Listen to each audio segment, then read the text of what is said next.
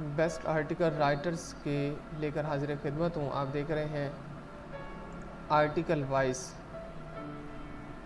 पहले आर्टिकल का आगाज़ करते हैं। एक था रंजीत सिंह, आर्टिकल राइटर हैं, और ये मकबूल शान साहब, जो अपने आर्टिकल का आगाज़ कुछ इस अंदाज में करते हैं। मुगलिया सल्तनत कमज़ोर होने लगी तो हिंदुस्तान पर मुकम्मल कब्ज़े के ख्वाब ने तमाम हिंदू राजाओं को मुत्तहिद किया और इनका इक़्तिदार पूरे हिंदुस्तान पर इस हद तक कायम हो गया कि मुग़ल बादशाह शाह आलम के बारे में ये कहावत मशहूर हो गई कि शाह आलम अज़दली ता पालम, पालम वो जगह है जहाँ आजकल दिल्ली एयरपोर्ट है।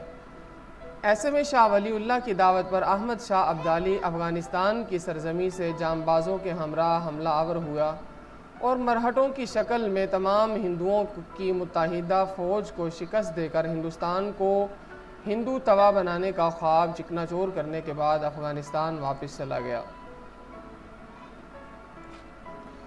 इसके जाने के बाद पूरे बरसगीर में मरकज़ियत का तकरीबन ख़ात्मा हो गया। हर कोई अपने अपने इलाके का बालादस्त हुक्मरान बनता चला गया। जिस खित्ते में सबसे ज़्यादा अफरा तफरी थी वो पंजाब था। सिख अकबर के ज़माने से जत्थों की सूरत मुसल्ला जद्दोजहद कर रहे थे और बहुत हद तक गोरीला जंग में मुनज़्ज़म हो चुके थे।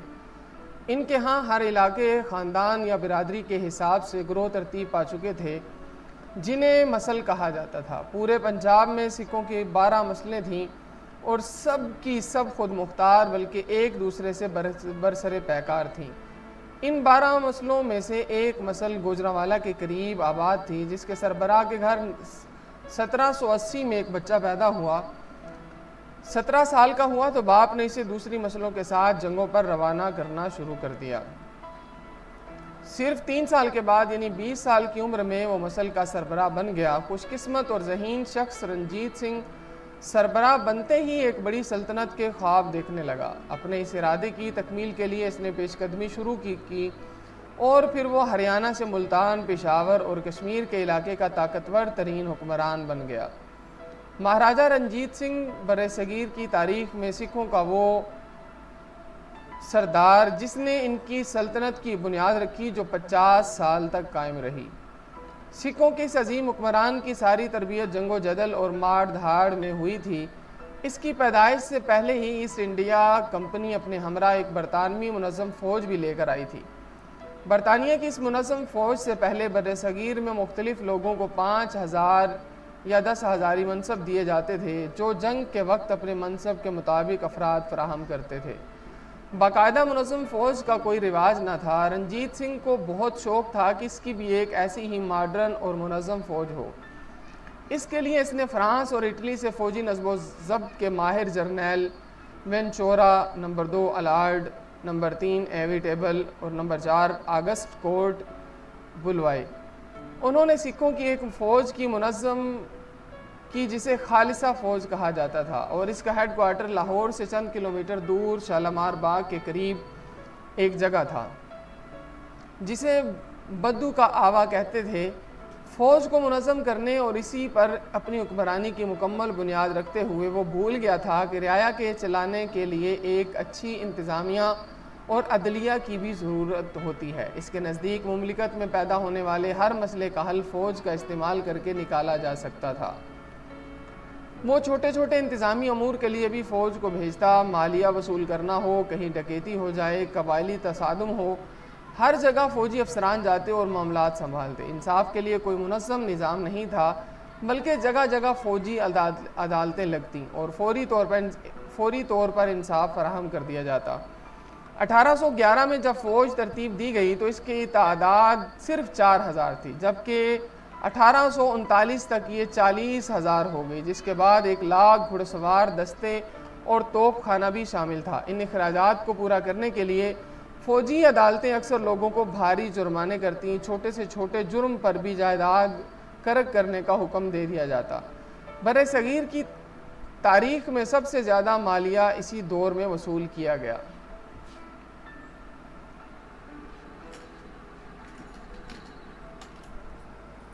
ये पैदावार का 40% तक था। इन यूरोपीय जर्नैलों ने कट्टर सिख हुक्मरान को सेकुलर हुकूमती चेहरा बनाने का दर्स दिया। इसीलिए 1831 में जब इसने बरतानवी governor general lord William Bentinck से मिलने के लिए अपना वफद भेजा तो इसमें हरी सिंह नलवा सिख, फ़कीर अजीज़ुद्दीन मुसलमान और दीवान मूर्ति राम हिंदू शामिल थे।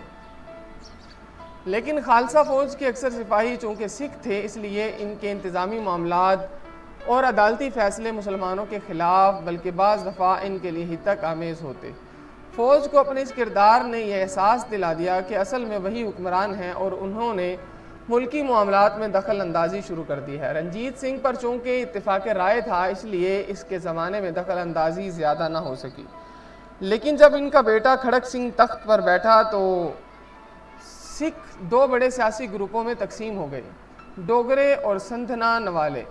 संधना नवाला ग्रुप का सरदार ध्यान सिंह फ़ौज के हेडक्वार्टर बद्दू के आवे में गया और इनको खुफिया इत्तला दी कि खड़क सिंह पंजाब को अंग्रेज़ों के हाथ फ़रोख्त करना चाहता है। पूरे पंजाब में एक प्रोपेगेंडा मुहिम शुरू कर दी गई और सिर्फ 3 माह बाद फ़ौज ने खड़क सिंह को गद्दार करार देकर तख्त से उतार दिया और इसके बेटे नौनिहाल सिंह को, जो लड़कपन में फ़ौज में भर्ती हो गया था और फ़ौज उसे अपना नुमाइंदा समझती थी, उसे तख्त पर बैठा दिया। यूँ सिख फ़ौज ने 2 इख्तियार अपने कब्ज़े में ले लिए, एक महाराजा और वज़ीर की तकर्रुरी और दूसरा ये फ़ैसला करना कि गद्दार कौन है और मुहिब्बे वतन कौन। लेकिन 1 साल बाद ही नौनिहाल सिंह एक हादसे में मारा गया तो सिंधना नवालों ने खड़क सिंह की बेवा चांद कौर को तख्त पर बिठा दिया। ध्यान सिंह कहाँ चैन से बैठ सकता था, उसने रंजीत सिंह के बेटे शेर सिंह को साथ मिलाया और फ़ौज के हेडक्वार्टर बद्दू के आवे पहुंच गया और जर्नैलों ने शेर सिंह की हिमायत कर दी। चांद कौर को इक़्तिदार पर सिर्फ 2 माह हुए थे कि 70,000 फौजी लाहौर के शहरियों पर टूट पड़े। कश्तो खून का बाजार गर्म हो गया। आखिर शहरियों की जानें बचाने के लिए चांद कौर ने शेर सिंह के हक़ में दस्तबरदार होना पड़ा। शेर सिंह ने 3 साल हुकूमत की, लेकिन चूँकि इसे इक़्तिदार फ़ौज ने दिलवाया था, इसलिए इसके सारे फ़ैसले फ़ौज के हेडक्वार्टर यानी बद्दू के आवे में होने लगे।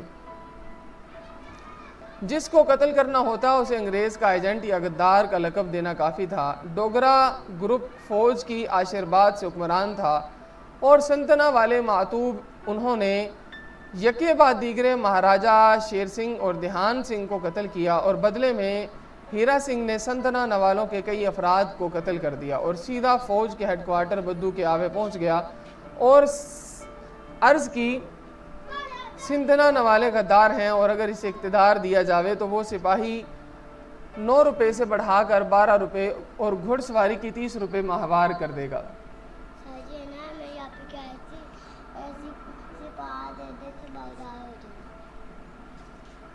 एक बार फिर फ़ौज लाहौर पर हमलावर हो गई। पूरी रात तोपखाने से गोलाबारी के बाद जब फ़ौज सुबह शहर में दाखिल हुई तो लाशों के अंबार लगे हुए थे। रंजीत सिंह के 6 साला बेटे दिलीप सिंह को तख्त पर बिठा दिया गया और हीरा सिंह को वज़ीर। हीरा सिंह ने फ़ौज की मराहत में इजाफ़ा किया, 2.5 रुपये तनख्वाह और बढ़ा दी। लेकिन एक दिन जर्नैल इसके एक मुशीर से नाराज़ हो गए और इसे इक़्तिदार से अलहदा करके गिरफ़्तार करना चाहा, मगर वो भाग निकला और फ़ौज ने इसका ताक़ुब करके मार दिया। इसके मामू जवाहिर सिंह को तख्त पर बिठा दिया गया।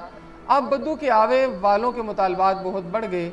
जवाहिर सिंह ने सारा ख़जाना बल्कि महल के सोने के बर्तन तक ढलवा कर कंठे बनवाए और सिख फ़ौज में तकसीम कर दिए। जो टैक्स इकट्ठा होता खर्च कर दिया जाता, मगर मुतालबात बढ़ते गए। आखिर एक दिन जवाहिर सिंह को हेडक्वार्टर यानी बद्दू के आवे में तलब किया गया। इसकी बहन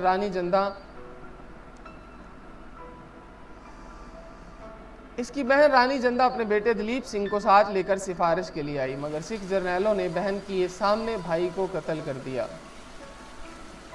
अब 9 साला दिलीप सिंह हुक्मरान था और रानी जंदा सरपरस्त, लेकिन कोई भी फ़ौज के डर से वज़ीर नहीं बनना चाहता था। जिसको कहा जाता वो कानों को हाथ लगाकर भाग जाता। गुलाब सिंह और तेज सिंह जैसे बद्दू के आवे वालों के वफादार भी अंजाम से डरकर भाग गए। कमसिन दलीप सिंह को कुछ नामों की पर्चियाँ दी गईं और कुरा निकालकर ज़बरदस्ती लाल सिंह को वज़ीर बनाया गया। ख़जाना खाली हो चुका था, तोशा खान के बर्तन भी बेचे जा चुके थे। लेकिन बद्दू की आवे में बैठी खालिसा फ़ौज के मुतालबात बढ़ते जा रहे थे। रानी जंदा के पास ब्लैकमेलिंग से निजात का एक ही रास्ता था कि खालसा फ़ौज को अंग्रेज़ फ़ौज के साथ लड़ा दिया जाए।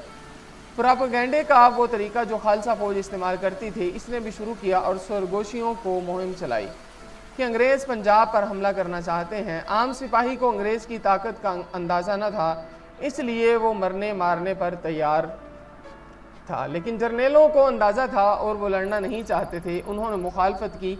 रानी जनता ने प्रोपेगेंडा आम फौजियों तक फैला दिया। अब बद्दू के आवे में बैठे जर्नेलों के लिए कोई रास्ता न था। ताकतवर खालसा फ़ौज जब लड़ने निकली तो आवाम ने इनका, जिसका उन्होंने पहले ही भरकस निकाल दिया था, इनका साथ ना दिया। शिकस्त फाश इनका मुकद्दर बनी। सिख हुक्मरानी का दौर तमाम हुआ। इनके पास माजी को याद करने के लिए बस एक ही नारा बाकी रह गया था, राज करेगा खालसा। ये था आर्टिकल औरिया मकबूल जान साहब का, एक था रंजीत सिंह। अगर अभी तक आपने हमारे चैनल आर्टिकल वाइज को सब्सक्राइब नहीं किया तो फ़ौरन कर लीजिए, क्योंकि इस चैनल से हासिल होने वाली रकम अल खातिम पब्लिक स्कूल में पढ़ने वाले यतीम, गरीब और मिस्कीन बच्चों की तालीमी कफ़ालत पर खर्च की जाती है।